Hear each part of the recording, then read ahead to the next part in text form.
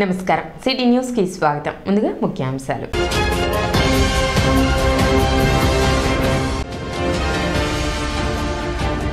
వాడి వేడిగా సాగిన మున్సిపల్ కౌన్సిల్ ప్రత్యేక సమావేశం.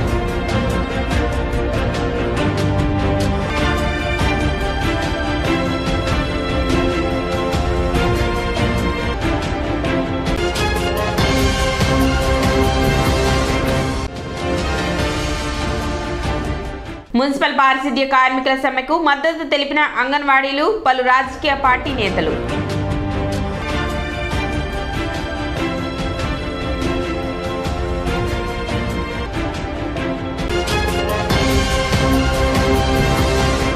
శుక్రవారం జరిగిన కౌన్సిల్ ప్రత్యేక సమావేశం వాడి వేడిగా సాగింది. మున్సిపల్ చైర్పర్సన్ తాడిబోయిన రాధిక సమావేశానికి అధ్యక్షత వహించారు. తెనాలి మంగళగిరి ప్రధాన రహదారి సుందరీకరణ పనులకు సుమారు 40 లక్షల నిధులతో టెండర్లు పిలవటాన్ని టీడీపీ సభ్యులు అభ్యంతరం తెలిపారు. పట్టణంలో రోడ్లు, డ్రైన్లు, అవసరమైన పనులు ఎన్నో ఉంటే అవసరం లేని చోట పెద్ద మొత్తంలో నిధులు కేటాయించడం ఏమిటని ప్రశ్నించారు. సుప్రీంకోర్టు ఆదేశాల మేరకు రోడ్డు వెంబడి విగ్రహాలు ఏర్పాటు చేయకూడదు అన్న నిబంధనలు ఉన్నా వాటిని కాదని ఎందుకు విగ్రహాలు ఏర్పాటు చేస్తున్నారు? అసలు వాటికి అనుమతులు ఉన్నాయా? ఉంటే చూపించాలని టీడీపీ సభ్యులు కోరారు. రోడ్డు పక్కన విగ్రహాలు పెట్టే దగ్గర బ్యూటిఫికేషన్ కోసం 40 లక్షల రూపాయల ప్రమాణం.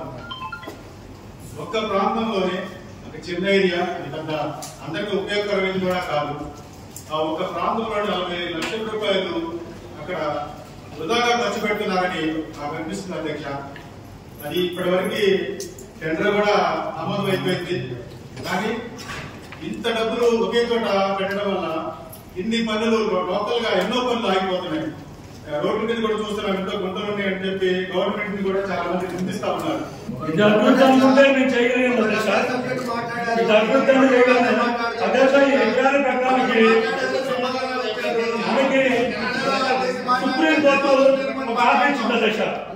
రోడ్ల మీద విగ్రహాలు పెట్టడానికి వీల్లేదు, అలాంటి ఉంటే కుదరదా అని చెప్పి సుప్రీంకోర్టు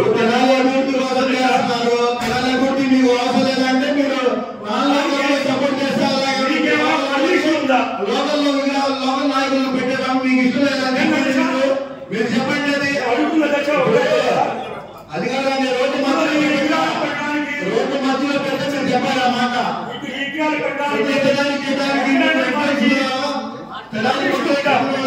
పెడుతుంది వేరే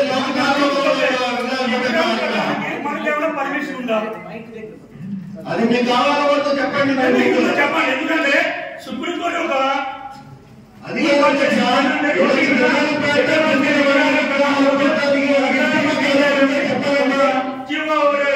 రూలింగ్ వచ్చింది. ఆ రూలింగ్ మనం పాటించాలని కూడా ఉందా లేదా?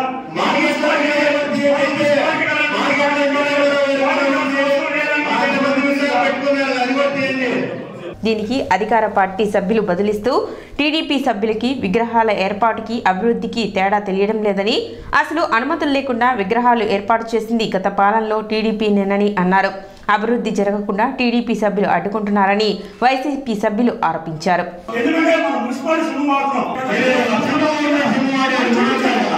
మరి గత 2017-18 చూసుకుంటే మొట్టమొదటిగా పర్మిషన్ పెట్టిన విగ్రహం వాళ్ళే.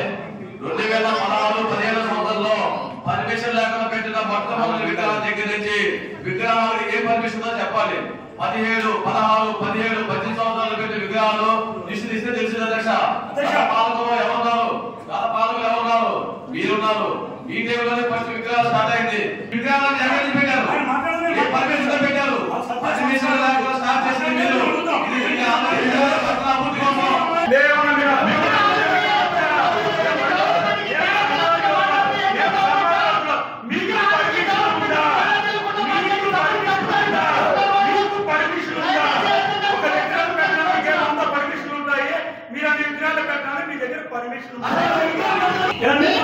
పెట్టలేదా?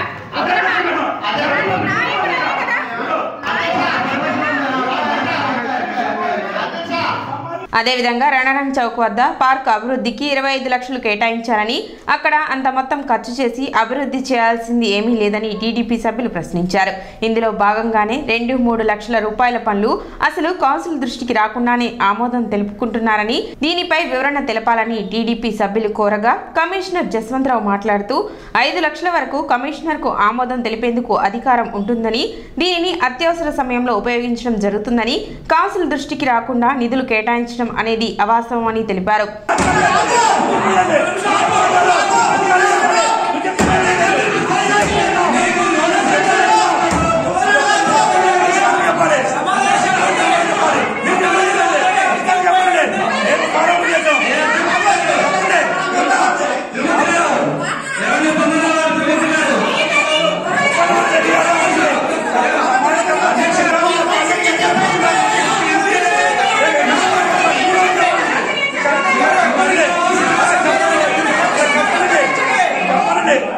కమిషన్ శాంక్షన్ చేస్తాడు, కమిషన్ అడ్మినిస్ట్రేటివ్ శాంక్షన్ ఇస్తాడు, టెండర్ ఫైనలైజేషన్ చేసే అధికారం కూడా కమిషన్ ఉంది. ఇది ఇప్పుడు కాదు, 2015 సంవత్సరంలో ఇచ్చారు, అది టీడీపీ గవర్నమెంట్ లోనే ఇచ్చారండి. అది కమిషన్ కి పూర్తి అధికారంలో 5 లక్షల వరకు. 5 లక్షలు దాటి ఏదన్నా ఉంటే కౌన్సిల్ తీసుకొస్తారు. ఇక్కడ ఏమి ఇప్పుడు మన గౌరవ మెంబర్ గారు అడిగినట్లు ఇక్కడ ఎవరి నోటీసు లేకుండా ఎక్కడ పని జరగలేదు, ఎక్కడ ఒక రూపాయి కూడా మిస్యూటిలైజ్ కాలేదు.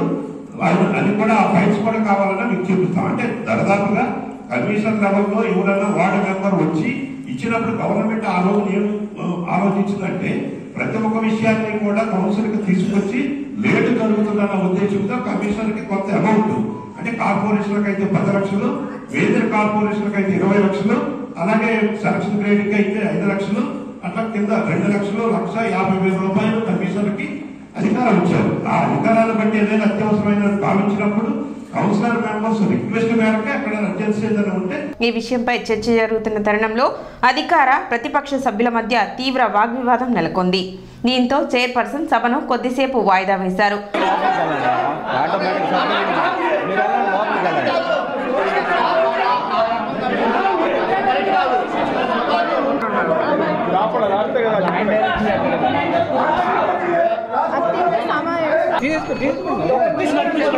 సభ తిరిగి ప్రారంభం కాగానే టీడీపీ సభ్యులు అజెండాలోని పలు అంశాలపై డీసెంట్ అందజేశారు.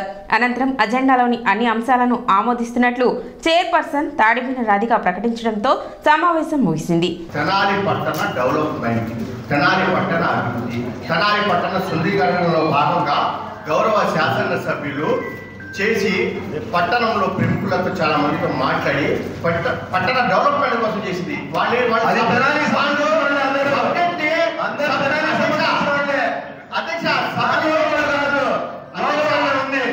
అధ్యక్ష, సభని తప్పుదారి పట్టడం అనేది కరెక్ట్ కాదు.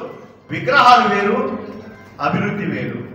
ఏంటి వీళ్ళు దయచేసి సభని తప్పుదారి పట్టిస్తున్నారు. కాబట్టి ఇది తెనాలి పట్టణ శుద్ధీకరణలో భాగంగా కాబట్టి దీన్ని మేము ఆమోదిస్తున్నాం. దయచేసి రోజున 29వ తారీఖున 12/2023 ఈ రోజున ప్రత్యేక సమావేశం ఏర్పాటు చేయడం జరిగింది. అన్ని అంశాలు 19 అంశాలు ఆమోదించడం జరిగింది. అందులో టీడీపీ కౌన్సిలర్ 11వ అంశాన్ని 14వ అంశం వ్యతిరేకిస్తడం జరిగింది. వాళ్ళకి తగిన సమాధానం చెప్పి మేము అన్ని అంశాలు ఆమోదించాము. అదేవిధంగా 2023-24 సవరించిన బడ్జెట్ అంచనాలు మరియు 2024-25 బడ్జెట్ ఆమోదం కొరకు ప్రత్యేక సమావేశం నిర్వహించారు. సభ్యులు ఏకగ్రీవంగా బడ్జెట్ ఆమోదం తెలిపారు. అలానే బడ్జెట్ మీటింగ్ కూడా అన్ని అంశాలు ఆమోదించడం జరిగింది. దయచేసి ఒక మాట చెప్పాల్సిన కోరుతుంది. ఎందుకంటే ప్రతి ఒక్కరి దగ్గర కూడా అదే సమస్య ఉంది. ఇప్పుడు ఆల్రెడీ లాస్ట్ టైం చెప్పుకున్నాము, కమిషనర్ గారిని చెప్పుకున్నాం, అందరూ చెప్పుకున్నాం. లాస్ట్ టైం మా గడప జరిగి ఆగస్టులో జరిగింది. గడప టెండర్లు అయిపోయింది. ఆగస్టు కాదు, జూలైలో జరిగింది. టెండర్లు అయిపోయిన తర్వాత కూడా ఇంకా వర్క్ కంప్లీట్ కాదు. గడప పోకుండా 20 లక్షల రూపాయలకి ఇంతవరకు కంప్లీట్ కాదు. ఎందుకంటే దాన్ని ఎందుకు పట్టించుకోవట్లేదు, ఏదో ఒక సర్ది తీసుకొని ఎందుకు పట్టించుకోవట్లేదు అర్థం కాదు. మీ ద్వారా మరి అడుగుతున్నాయి గారు. తర్వాత దానిలో కరెక్ట్ వారు చెప్పేసి 6,80,000 కంప్లీట్ అవుతున్నారు. తర్వాత అక్కడ పొందుపోయిన వారు మీడియం చెప్పేసి ఒక ఉన్నాడు, దానిలో వర్క్ జరిగింది. తర్వాత ఇమాం ఖాన్ వారు మీడియం చేసి ఒక దానిలో కూడా పేరు ఉంది. దానిలో డ్రైన్ కట్టింది. ఆ డ్రైన్ కట్టిన తర్వాత ఏంటంటే అది 28వ డివిజన్లో అది ప్యారల్గా గోగుల వారి వీధి అని చెప్పేసి అక్కడ ఒక ఎస్టిమేట్ వచ్చింది. దానిలో ఆ రోడ్డు కంప్లీట్ చేసాము. అంటే ఏదైతే ఒక 2 డ్రైన్లు ఉన్నాయో ఆ 2 డ్రైన్లు వచ్చేసరికి ఎస్టిమేట్ వేసేటప్పుడు ఏమైందంటే అక్కడ ఏదైతే స్లోప్స్ పెట్టామో ప్రాక్టికాలిటీ అక్కడ వెళ్ళేసరికి అది పొలాల్లోకి వెళ్ళిపోయింది. ఆ 3 వర్కులు ఏదైతే ఉన్నాయో ఆ 3 వర్కులు చేయించాము. మిగతా కొంతమంది వారిది కరెక్ట్ వారిది చేయించాము. మిగతా కూడా కాంట్రాక్ట్ గారికి చెప్పాము. వాళ్ళు ప్రస్తుతం వేరే తర్వాత చేస్తాను.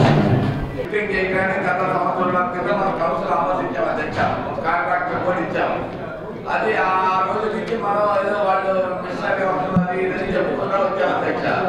ఈ సిట్టింగ్ చేస్తున్నారు చాలా సంతోషించారు. ఈ రోజు కూడా మన పరిస్థితి ఏంటంటే ఆ రోజు అట్లా ఉన్నది, ఈ రోజు అట్లా ఉంది. అది ఎందుకు ఆగింది, ఈ కాంట్రాక్టర్ ఎవరు, అసలు ఎందుకు మొదలు పెట్టలేదు, అది దాంట్లో ఎవరైనా పడుతున్నారు. ఇప్పుడు సమ్మర్ వచ్చింది, ఇంకా వర్షాలు ఉండవు. అక్కడ జనం చాలా సంతోషపడ్డారు. ఇప్పుడు క్రమేణా 2 నెలలు వచ్చింది, మొదలు పెట్టలేదు. వర్షం పడి కడుతూ ఉంటే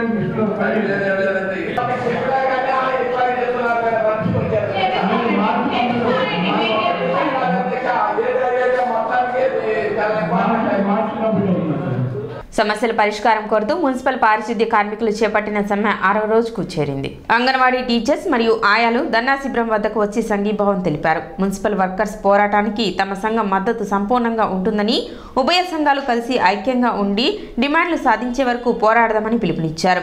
వేర్వేరు సంఘాలు అయినా మనమంతా ఒకటేనని తెలిపారు. సిఐటియు నాయకులు షేక్ హుస్సేన్ వలీ, కేబీ ప్రసాద్ మాట్లాడుతూ ఒక సంఘానికి మరో సంఘం సంఘీభావం ప్రకటించడం ఆహ్వానించదగిందని, పెరుగుతున్న చైతన్యానికి ఇది నిదర్శనమని, మీరు సరైన దారిలో రైట్ పాత్ ను ఎంచుకున్నారని చెప్పారు.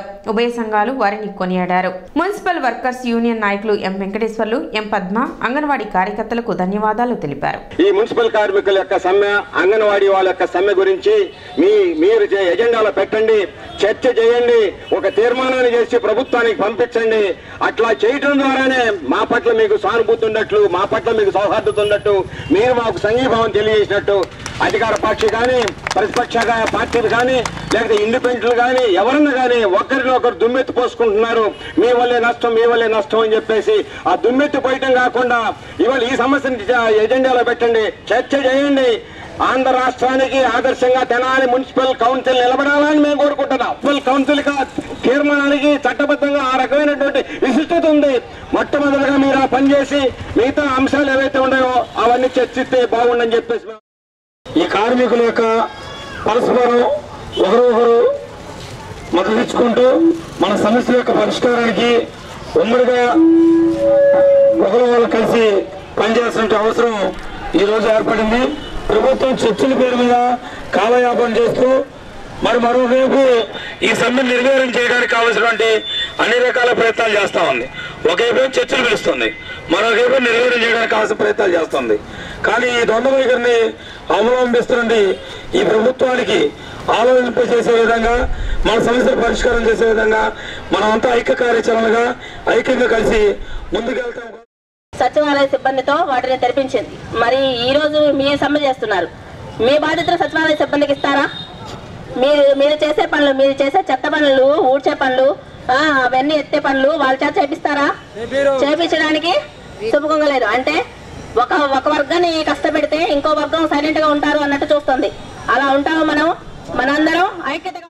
కాంగ్రెస్ పార్టీ తెనాలి నియోజకవర్గ ఇన్ఛార్జ్ డాక్టర్ చందు సాంబశివుడు దీక్షలకు తన సంఘీభావం తెలిపారు. పారిశుద్ధ్య కార్మికుల సమస్యలను పరిష్కరించాలని ఆయన ప్రభుత్వాన్ని డిమాండ్ చేశారు. ముఖ్యంగా కార్మిక వర్గానికి మేము చాలా బాగా చేస్తామని చెప్పి ముఖ్యంగా అట్టడుగు వర్గాల వారి కాంగ్రెస్ పార్టీ ఓటు బ్యాంక్ అంతా తీసుకుని ఎక్కువ మెజార్టీతో గెలిచి ఈనాడు పరిపాలన చేసినటువంటి ముఖ్యమంత్రి గారు కానీ, తర్వాత మిగతా మంత్రులు కానీ, ముఖ్యంగా అట్టడుగులో ఉన్నటువంటి మున్సిపల్ కార్మికులు 4 రోజుల నుంచి సమ్మె చేస్తుంటే